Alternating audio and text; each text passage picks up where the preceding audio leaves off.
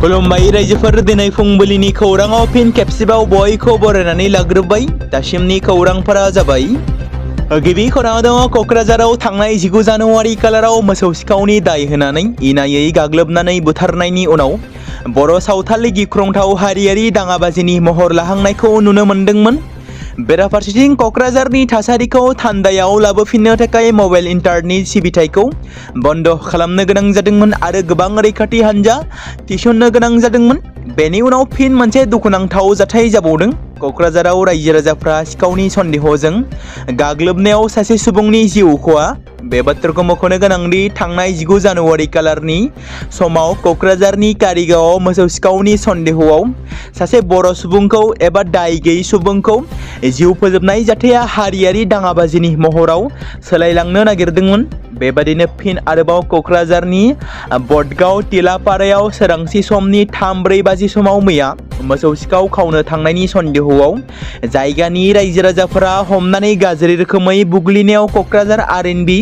देहा फाहामसालियाव फाहामथाय होनो गोनां जादोंमोन एबा फाहामथाय होबाय थानाय समावनो जिउ गोमानो गोनां जादोंमोन। मख'नो गोनांदि मोसौ सिखाव खावनो थांनायाव रायजो राजाफोरजों गाग्लोबजानायाव अनन्त मण्डल मुंनि सासे सुबुंनि जिउ खहा जानाया ओनसोलनाङैनो गोसारदों। सांग्रां जा, बे समाव रायजो राजा नोंथांमोन। मोसौ सिखावफ्रा बायदि बायदि सोलो बाहायनानै गासै 20निबो बांसिन मोसौखौ खावनानै लांदों। बे बिथिंखौ नोजोर बोनानै टिलापारा ओनसोलाव रायजो राजाफ्रा रागा जोंखांनानै मोसौ सिखावनि हान्जाखौ गोबां खानो हादों आरो माखासे सुबुंखौ गाज्रि रोखोमै साजा होनो थाखाय जिल्ला खुंथायखौ खावलायदों। राकेश ब्रह्मआ लाइमोन इउपिपिएलनि आफादगिरि महरै बिबान आजावबाय। मसलपुराव इउपिपिएल दोलोनि 4थि 3 बोसोरारि जथुमा खुंफुंदों इउपिपिएल पार्टिया। बाक्सा जिल्लानि मसलपुराव मैयानिफ्राय इउपिपिएल पार्टिनि 4थि 3 बोसोरारि जथुमाया जागायबाय।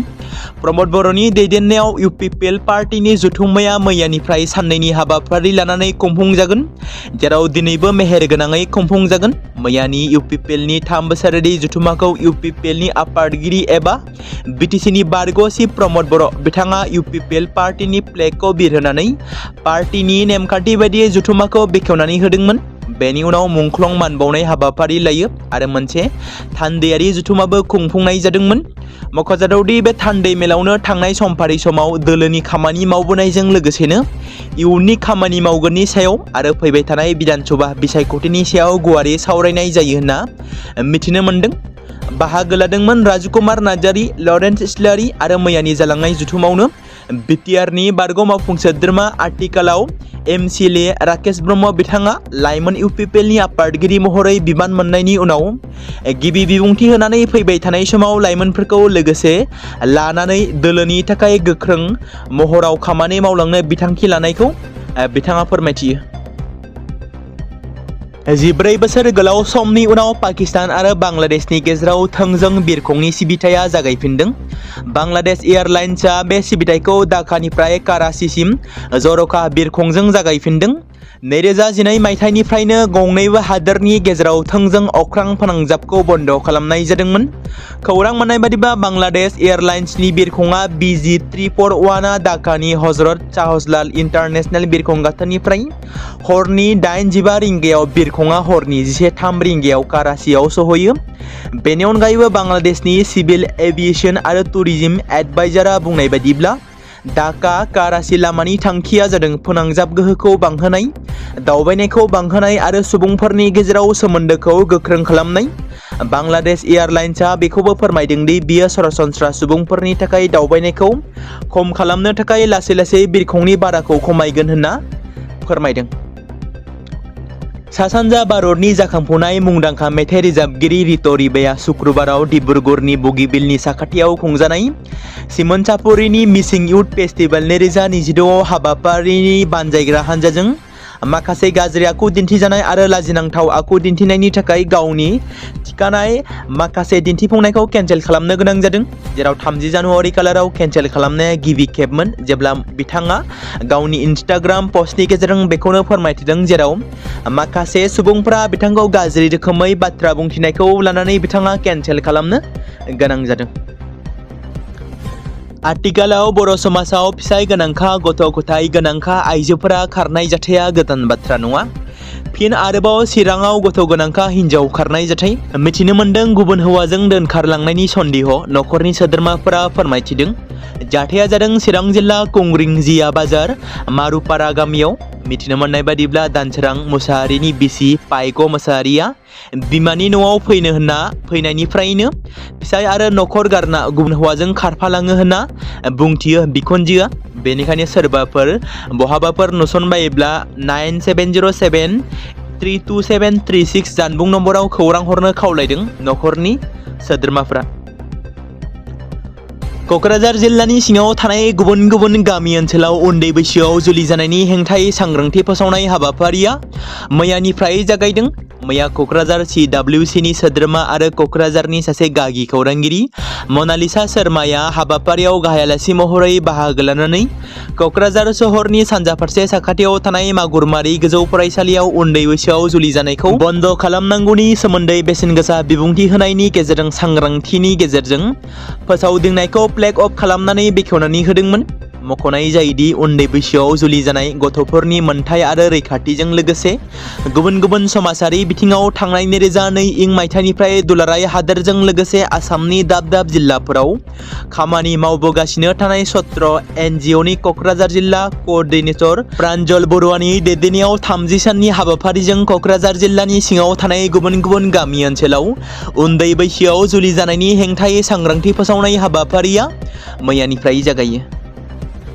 सनितपुर आरो बिश्वनाथ जिल्लानि बर'फोरखौबो गावनि साननानै हाग्रामा महिलारिया BTRआव सोसननो गोनां आद्रा थाबावनाय गामिफोरखौ सोसनबावनो सोरखारखौ नारसिननांगौ। बे बाथ्राखौ बुंदों एबसुनि आफादगिरि दिपेन बर' बिथाङा। सनितपुर जिल्ला दुलाराय बर' फरायसा आफादनि खुंगा 53थि बोसोरारि थान्दै जखनथाइ आरो 30थि बालुकफं दख'रा एबसुनि थान्दै जखनथाइखौ साननैनि मेहेरगोनां हाबाफारिजों सोमदोन बर' गुदि फरायसालिनि गेलेग्रा फोथाराव खुंफुंनाया मैया जोबनानै थाङो। जिल्ला एबसुनि आफादगिरि एनस मोसाहारिया मासि लानानै दैदेननाय गेवलां मेलखौ बेखेवनानै होयो। सनितपुर जिल्ला बर' थुनलाइ आफादनि मानगोनां आफादगिरि मदन चन्द्र बसुमतारी बिथाङा।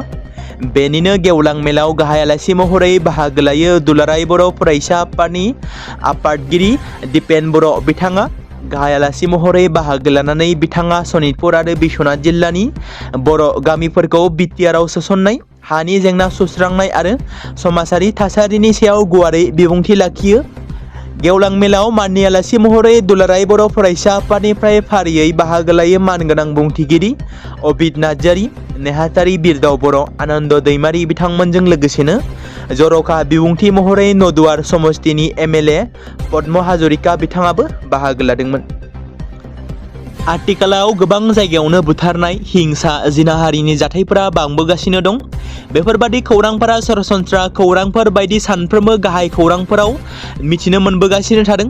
बेबादिनो नगावनि काटियातल पुलिस आउटपस्टनि सिङाव थानाय थांनाय 28 जानुवारि खालि जुमुरमुरनि लामायाव मबाइल थियेटारखौ नायबाय थानाय समावनो सासे आइजोखौ ब्लेडजों जिनाहारि खालामनानै बुथारनो नाजानाय सासे सुबुंखौ हमनो हाबाय। मख'नो गोनांदि काटियातल पुलिस आउटपस्टनि अफिसार इनचार्ज रिन्टु डेकानि दैदेननायाव पुलिस हान्जाया 48 घन्टानि गेजेरावनो सन्देह गोनां सुबुंखौ हमनो हानायाव जाफुंसार जानो हायो। हमजानाय सुबुंखौ रंगुलु सुतार गामिनि सुबुर आली होनना सिनायथि मोननो हादों। हमजानाय सुबुर आलीया पुलिसनि सिगाङाव सिमान जादोंदि बिथाङा आइजोखौ गाग्लोबदोंमोन आरो दासान्दि काटियातल पुलिसा केस होनानै बे सुबुंखौ जोबथेसालियाव दैथायहरदों होनना रिपर्टआव फोरमायदों। मिसिं हारिया गोबां समनिफ्रायनो गावनि दोरोंफोरखौ फोथांना लाखिबोगासिनो दं। जेरै सोलोंथाइ, हारिमु, गेलेमु आरो समाजारि दाथाय बायदि बायदि बिथिङाव आसामनि जौगानायाव मैखोम बिफाव लाबोगासिनो दं होननानै अमित शाह बिथाङा बुंदों। मख'नो गोनांदि मिसिंनि समाजनि रुजुजायै हारिमु, दोरोंफोर आरो उनमोनथाइफोरा हादोरनि गेजेराव मोननो थाङै। बे बिबुंथिखौ लाखिदों भारतनि नखर मन्त्रि अमित शाह बिथाङा। शुक्रबाराव धेमाजि जिल्लानि कारें चापरियाव खुंफुंजानाय 10थि मिसिं लाइमोन फोरबोनि गेवलां जथुमाव गाहाय आलासि महरै बाहागो लादोंमोन। 1 लाखनिबो बांसिन सुबुंफोरनि नुजाथिनायाव अमित शाह बिथाङा मिसिं हारिनि बायदि रोखोमनि गाननाय जोमनायखौ जोबोद बाख्नायदों आरो गावनि बिबुंथियाव बिथाङा बुङोदि 10थि मिसिं लाइमोन फोरबोआ हारिनि राव, आरिमु आरो मोसानायखौ रैखाथि होनो आरो जौगाहोनो थाखाय खामानि मावदों। फिसा फिसा हारिमुवारि आसार खान्थिफोर जेरै मिसिंफोराबो ओंथि गोनां होननानै बिथाङा मख'दों। फैबाय थानाय भेलेन्टाइन्स डेआव गोबां रोखोमनि रमान्टिक गोनां सावथुनफोर रिलिज जानो थांगासिनो दं। मोनसे क्लासिकेल सावथुनाबो 24 बोसोरनि उनाव सिनेमा हलाव फैफिनो थियारि जादों। 24 बोसोर गोजाम रमान्टिक एक्शन सावथुन ये दिल आशिकाना सावथुना फिन रिलिज जानायनि थाखाय थियारि जादों। 2002 मायथाइयाव फोसावजानाय बे सावथुनखौ फावखुंग्रि अरुणा ईरानीनि फिसाय कुकु कलिया दिथा होदोंमोन। करुण नाथ आरो जीविदा शर्माया फाव खालामनाय बे सावथुना बै समाव गोबां सुबुंफोरजों अनसायजादोंमोन। मोनफ्रोमबो मेथाइया मुंदांखा जादोंमोन आरो बेनि टाइटेल ट्रेक ये दिल आशिकानायाबो दासिमबो सुबुंफोरजों मोजां मोनजायो। दिथागिरि कुकु कलिया बे मोजां खौरांखौ सावथुननि अनसायगिरिफोरनो एबा सावथुन नायगिरिफोरनो फोरमायथिदों एबा मिथिहोदों। बेबादिनो शाहिद कापुरनिबो फैगासिनो दङ रमिअ। बे सावथुनाबो थाबैनो रिलिज जानो थांगासिनो दं।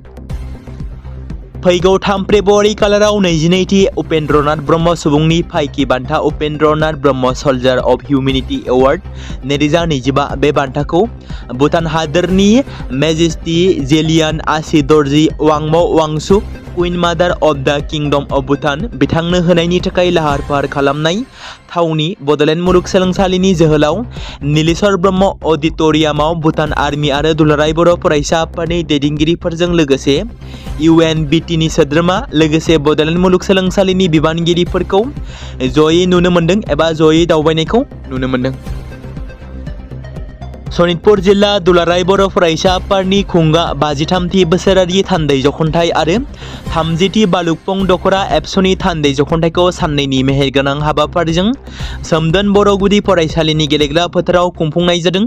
बेजोंनो लोब्बा लाखिनानै जिल्ला एबसुनि लोगो आफादगिरि रुपम दैमारिया मासि लानानै दैदेननाय सोलोंथाइ सांग्रांथि मेलखौ बेखेवनानै होदोंमोन। दुलाराय बर' फरायसा आफादनि मानगोनां बुंथिगिरि अबिद नार्जारि बिथाङा सांग्रांथि मेलाव गाहाय आलासि महरै बाहागो लायो। दुलाराय बर' फरायसा आफादनि मानगोनां सोलोंथाइ नेहाथारि सोमावसार बसुमतारी बिथाङा मेलाव माननि आलासि महरै बाहागो लानानै माखासे बाथ्रा बुंथियो आरो बेबादिनो मिरु एबसुनि नेहाथारि बिरदाव बर' बिथाङाबो बाहागो लादोंमोन। मयनाबारि सत्रनि गायसनगिरि श्री श्री नारायण दास ठाकुरनि 531थि जोनोम सान फालिनाय हाबाफारियाव दिनै आसामनि मन्त्रि जयन्त मल्ल बर'आ बिटिसिनि चिफ हाग्रामा महिलारि आरो भबेश कलिता बिथांमोना 4थि बोसोरारि मोनसे हाबाफारियाव बाहागो लादों। मन्त्रि जयन्त मल्ल बर'आ बिटिसिनि गाहाय खुंगिरि हाग्रामा महिलारिया पलनामाव ममबाति फोजोंनानै आरो सत्रआव सिबिनानै बाहागो लादों। पालननि समाव नलबारि चिरां आरो बाक्सा जिल्लाफोरनि 3 नायदिंगिरि मावख'गिरिफ्रा मयनाबारि सत्रआव सिबिथाय होदोंमोन। हरिनाम गाबनायजों बे फोरबोखौ रंजाखांहोदोंमोन। गोजोन आरो आब्रुथिजों लोगोसे बे हाबाफारिनि नैथि सानाव हाबाफारिखौ मोनसे नेमखान्थि बादियै फोजोबनाय जायो होनना मिथिनो मोन्दों। अमृत प्रभा आरो जुबिन गार्गनि 2 बडिगार्डनि जामिनखौ नेवसिनाय जादों। शुक्रबाराव जानाय हियारिंआव बिजिरसालिया 3 दायनिगिरिफोरनि जामिननि आर'जलाइखौ नेवसिगारदोंमोन। सोरखारि उकिला खौरां बिजोंनि सिगाङाव फोरमायथिनाय बादिब्ला अमृत प्रभाया बे गासै खैसाराव गोख्रोङै लोब्बा दंमोन, बेनिखायनो बिजिरसालिया बिसोरखौ जामिन होआखै। आरो हियारिंनि हाबाफारियाव बाहागो लानानै जुबिन गार्गनि बिसि गरिमा सइकिया गार्गआ फिन खेबसेबाव दायनिगिरिफोरनि सायाव खौरांगिरिफोरनि सिगाङाव रागा जोंखांनाय फोरमायदों।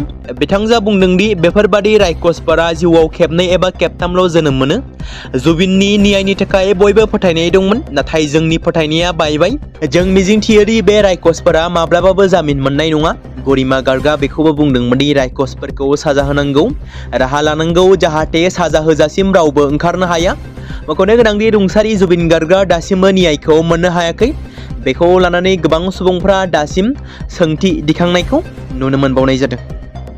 जानो गोनां 26थि विधानसभा बिसायख'थियाव 1 नं गसाइगाव बियाबनिफ्राय बिजेपिनि जानानै टिकेट हास्थायदों युवा नेता राहुल नार्जारि बिथाङा।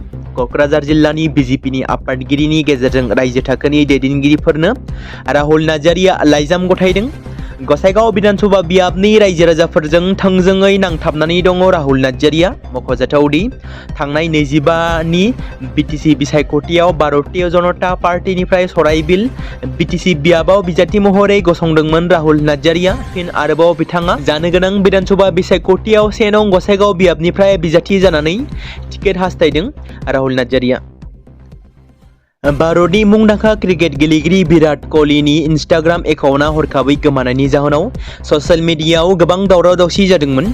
नाथाय दसे उनावनो 274 मिलियन गोनां बांसिन थानाय कलिनि एकाउन्टखौ फिन एक्टिभ खालामनानै होनाय जादों, जेराव बिथांनि एकाउन्टआ नुनो मोननाय जायाखैमोन इन्स्टाग्रामाव। बे एकाउन्टआ 8 घन्टासो एक्टिभ, जायनि जाहोनाव बे अनजालु क्रिकेटारनि अनसायगिरिफोरनि गेजेराव गोबां फिनजाथाय सोमजिदोंमोन।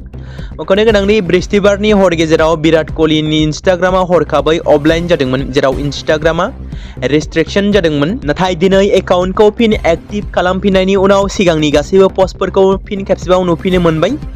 बे जाथाया कलिनि अनसायगिरिफोरनि गेजेराव गोख्रों उसुबिदा सोमजिहोदोंमोन। ससियेल मिडियायाव गोबां माखासे सुबुंफोरा बुंथिदोंमोन आरो अजद दिखांनायखौबो नुनो मोनदोंमोन। नाथाय मानि थाखाय बिथांनि एकाउन्टआ डिलीट जानाय बेखौ लानानै इन्स्टाग्रामनि मोनसे गिदिर टेकनिकेल जेंनानि थाखाय जादोंमोन।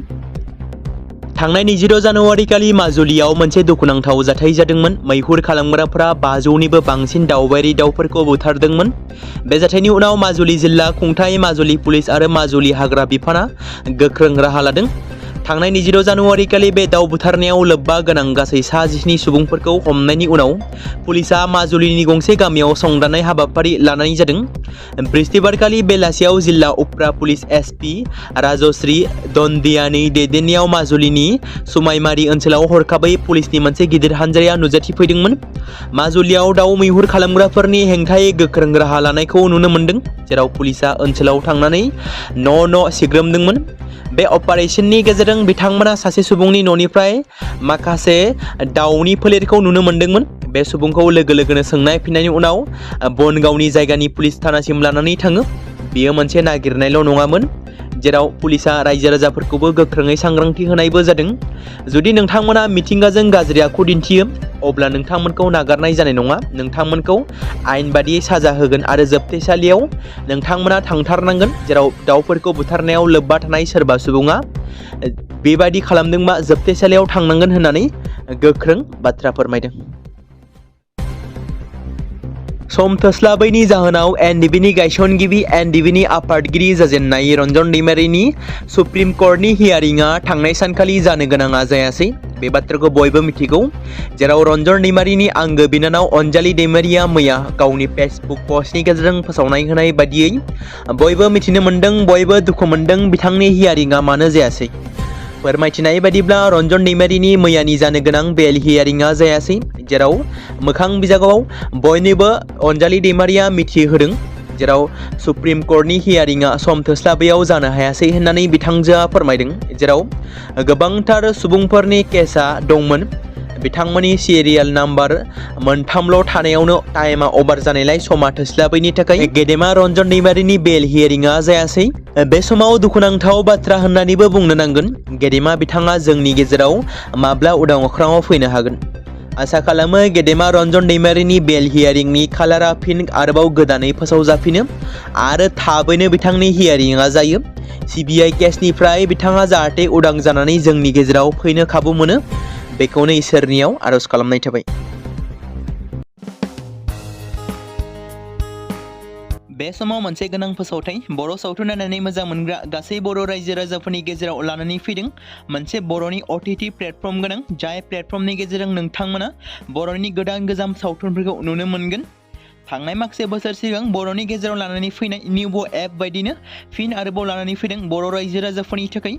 बे बाथ्राखौ मख'नाया गोनांदि 2025 मायथाइनि जानुवारि दानाव ओंखारनाय आंगो स्ट्रिम मुंनि मोनसे OTT प्लेटफर्म गोनां निउबो एपनि गेजेरजों नोंथांमोना गोबांथार बर'नि सावथुनफोर जेरै ट्रेजेडि, रमान्टिक, एक्सन आरो कमेडिजों बुंफबनाय सावथुनफोरखौ नुनो मोनगोन।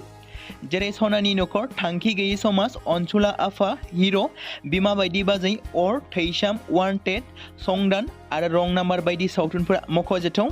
बेफोर सावथुनफोरखौ नायनो थाखाय नोंथांमोना गिबियावनो आंगो स्ट्रिम एपखौ गावनि मबाइलाव थानाय प्ले स्ट'रनिफ्राय डाउनल'ड खालामनानै लोगोसे इनस्टल खालामनानै गावनि मबाइल नाम्बारजों लग इन खालामनानै लाग्रोनांगोन।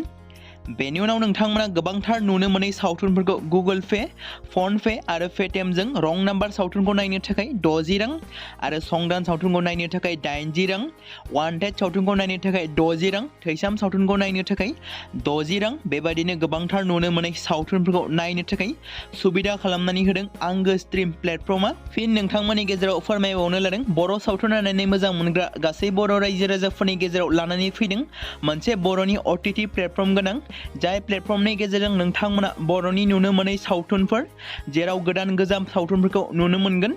बे बाथ्राखौ मख'नाया गोनांदि 2025 मायथाइनि जानुवारि दानाव दिहुनजानाय आंगो स्ट्रिम मुंनि मोनसे OTT प्लेटफर्म गोनां एपनि गेजेरजों नोंथांमोना गोबांथार बर'नि ट्रेजेडि, रमान्टिक, एक्शन आरो कमेडिजों बुंफबनाय सावथुनफोरखौ नुनो मोनगोन। जेरै रं नाम्बार, संदान, वान्टेड, थैसाम, अर, बिमा बायदि बाजै, हिर', अनसुला आफा, थांखि गैयि समाज, सनानि नखर बायदि बायदि सावथुनफ्रा मख'जाथाव। बेफोर सावथुनफोरखौ नायनो थाखाय नोंथांमोना गिबियावनो आंगो स्ट्रिम एपखौ गावनि मबाइलाव थाखानाय प्ले स्ट'रनिफ्राय इनस्टल खालामनानै गावनि मबाइल नाम्बारजों लगइन खालामखांनायनि उनाव नोंथांमोना गोबांथार नुनो मोनै सावथुनफोरखौ गुगोल पे, फन पे आरो पेटिएमजों रं नाम्बार सावथुनखौ नायनो थाखाय 60 रां, संदान सावथुनखौ नायनो थाखाय 80 रां, वान्टेड सावथुनखौ नायनो थाखाय 60 रां, थैसाम सावथुनखौ नायनो थाखाय 60 रां बेफोरबायदिनो अर सावथुनखौ नायनो थाखाय 60 रां पे खालामनांगोन। बेबायदिनो गोबांथार नुनो मोनै बर' सावथुनफोरखौ नायनो थाखाय सुबिदा खालामनानै होदों आंगो स्ट्रिम प्लेटफर्मा।